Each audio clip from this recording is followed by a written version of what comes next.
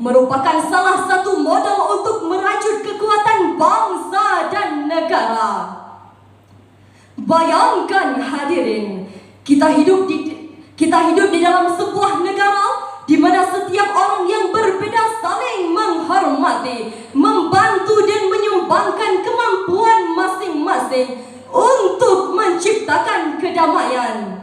Setiap orang menghormati perbedaan dan bekerja sama memadukan keunikan dan kelebihan yang dimilikinya, menjalin kekuatan untuk memajukan bangsa dan membangun negara demi mewujudkan cita-cita bangsa dan negara seperti yang tercermin dalam sila kedua, kemanusiaan yang adil dan beradab.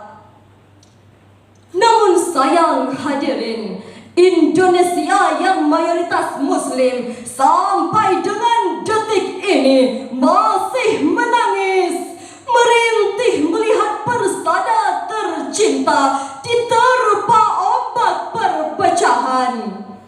Semangat persatuan yang menggelora di awal kemerdekaan kini mengalami badai yang mengerikan.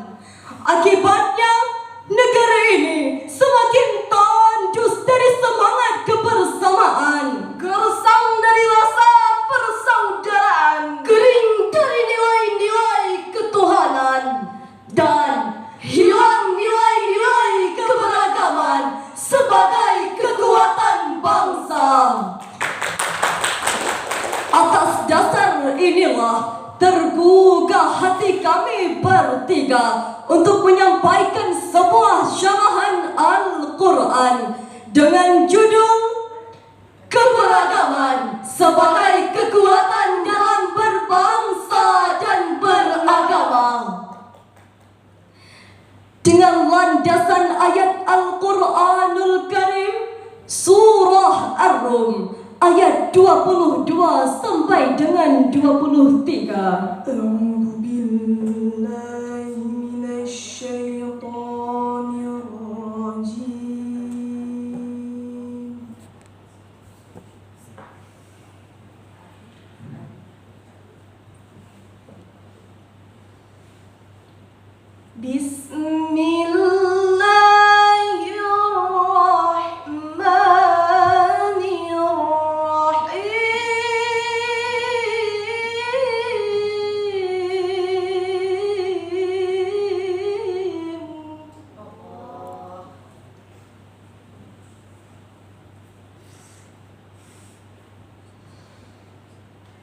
ومن آياته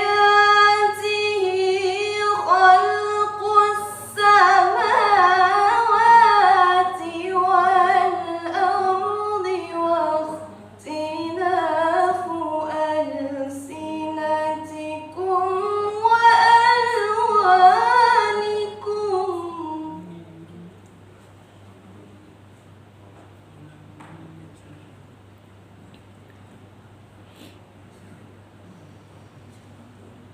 إن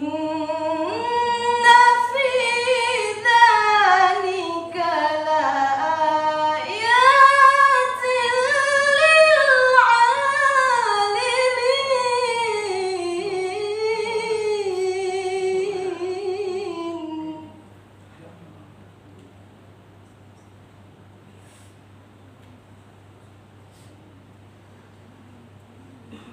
ومن آياته منامكم بالليل والنهار وابتغاؤكم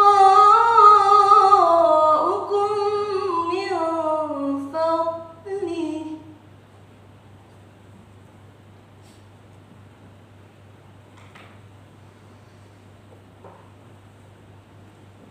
إن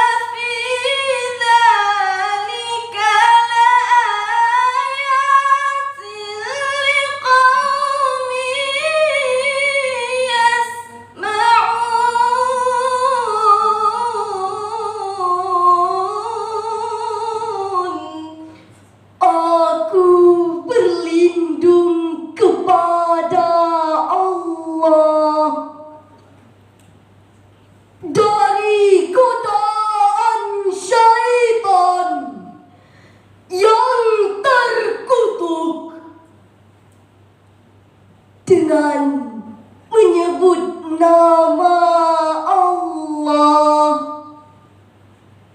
yang Maha Pengasih, Maha Penyayang. Dan di antara tanda-tanda kebesarannya ialah penciptaan langit dan bumi, perbedaan bahasamu dan warna kulitmu. Sesungguhnya pada yang demikian itu benar-benar terdapat tanda-tanda bagi orang yang mengetahui. Dan di antara tanda-tanda kebesarannya ialah tidurmu di waktu malam dan siang hari, dan usahamu mencari sebagian dari karunia-Nya. Sesungguhnya pada yang demikian itu benar-benar terdapat tanda-tanda bagi kaum yang mendengarkan. Dewan Hakim, hadirin yang kami muliakan, Muhammad Tahir bin Ashur, seorang ahli tafsir kontemporer dari Tunisia, dalam tafsir Tahrir wa Tanwir jilid 5 halaman 34 menjelaskan bahwa perbedaan bahasa adalah ikhtilafut tafkir wa tanwi'it tasarruf, perbedaan bahasa dan keberagaman ekspresi dan aktualisasi manusia. Ayat ini hanya menjelaskan dua kategori keberagaman manusia, yakni bahasa dan warna kulit. Bahasa merupakan simbol esoteris, sesuatu yang tersembunyi di dalam diri manusia. Ia meliputi pikiran, mental, dan spiritual manusia. Sementara warna kulit merupakan simbol eksoteris atau aspek luar dan material manusia. Keberagaman yang ada ini sengaja diciptakan Tuhan sebagai tanda kemahaesaan dan kemahakuasaan Tuhan, dan ini seharusnya menjadi renungan bagi orang-orang yang berfikir. Hadirin, pada ayat 23, siang disamakan dengan malam. Hal ini menegaskan bahwa malam walaupun waktu yang tepat untuk tidur, tapi tidak melarang orang yang mempergunakan waktu malam untuk tidur pula. Ayat ini diakhiri dengan sebuah ungkapan, sesungguhnya pada yang demikian itu benar-benar terdapat tanda-tanda bagi kaum yang mendengarkan. Ini mengandung makna bahwa seruan ditujukan kepada kaum yang mendengarkan, bukan panca indera yang lain. Rahasia penciptaan langit dan bumi, keberagaman bahasa dan warna kulit, serta sifat-sifat yang ada di dalam diri yang lain tidak akan pernah diketahui kecuali oleh orang-orang yang memiliki pendengaran yang tajam dan berilmu pengetahuan. Demikian penafsiran Profesor Dr. Wahbah Az-Zuhaili dalam tafsirnya Al-Munir fil Aqidah wa Syariah wal Manhaj jilid ke-11 halaman 77. Hadirin, Imam Turmuzi meriwayatkan hadis sahih juz 3 halaman 388. Rasulullah sallallahu alaihi wasallam bersabda, "Ar-rahimuna yarhamuhumur rahman. Irhamu man fil ardi yarhamuhum man fis samai." Orang-orang yang memiliki sifat kasih sayang akan disayang oleh Allah yang Maha Penyayang. Sayangilah semua yang ada di bumi, niscaya semua yang ada di langit akan menyayangimu. Hadis riwayat Tirmizi. Hadirin, makna hadis tadi adalah setiap manusia harus memberikan kasih sayang, saling menanggung beban dan membantu dalam kebersamaan. Oleh karena itu, Islam mengajarkan karena perbedaan bahasa yang ada harus dijaga, perbedaan agama harus dipelihara, perbedaan cara berpikir mesti dihormati, dan perbedaan adat budaya harus dijunjung tinggi. Setiap orang dengan identitas apapun harus menanggung beban dan memberikan kasih sayang. Bukan sebaliknya, hadirin. Karena keberagaman bahasa yang ada, kita saling meremehkan. Karena keberagaman agama, kita saling menghancurkan. Karena keberagaman cara berpikir, terjadi pertengkaran. Dan karena keberagaman adat, kita saling melecehkan, sehingga memicu lahirnya fanatisme buta, persaingan tidak sehat, perselisihan dan perpecahan yang dapat mengikis habis nilai-nilai kebersamaan. Larangan ini Allah tegaskan dalam Al-Quran Surah Al-Hujurat ayat 11. Ya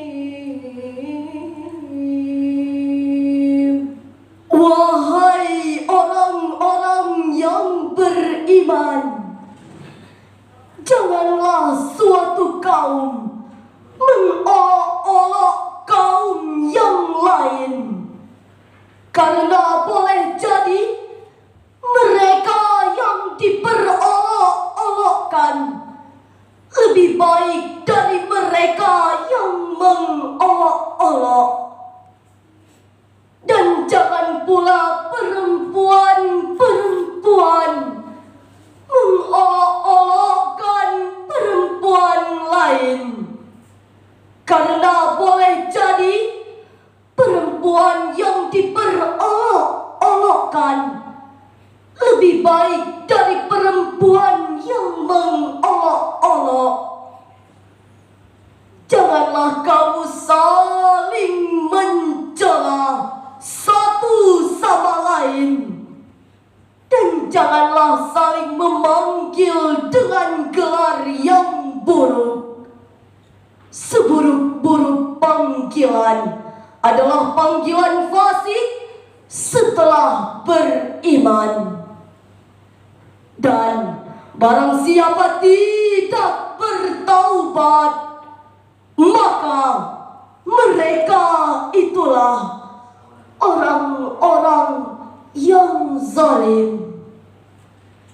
Maha benar Allah yang Maha Agung atas segala firman-Nya. Dewan Hakim, hadirin yang kami muliakan, Al-Imam Al-Hafidh Abi Al-Fida Ismail Ibn Katsir dalam kitab tafsirnya Al-Quranul Azim menjelaskan bahwa Allah melarang kaum mukminin mencela yang lain, karena kaum mukminin semuanya harus dipandang mulia, bagaikan satu tubuh yang diikat dengan persatuan dan kesatuan. Allah melarang pula memanggil dengan sebutan yang buruk, karena gelar yang buruk itu mengingatkan kepada kedurhakaan yang sudah lewat dan tidak pantas lagi dilontarkan. Barang siapa yang tidak bertobat dan terus-menerus memanggil-manggil dengan gelar yang buruk itu, maka ia akan dicap oleh Allah sebagai orang yang zalim terhadap diri sendiri, dan kelak ia akan mendapat konsekuensinya berupa azab dari Allah pada hari kiamat. Hadirin, dari ayat dan hadis pada syarahan tadi dapat kita simpulkan: pertama, Islam agama yang santun, syariatnya luhur, menebar kasih sayang, menghargai perbedaan dan keberagaman yang harus dijaga dan dikembangkan sebagai syarat menuju Indonesia yang harmonis dan sejahtera. Kedua, perbedaan menginspirasikan setiap individu maupun kelompok untuk saling meromba dalam kebaikan. Mari bekerja sama, saling membantu dan sumbangkan kemampuan kita demi mewujudkan cita-cita bangsa menuju Indonesia maju, makmur, adil dan sentosa.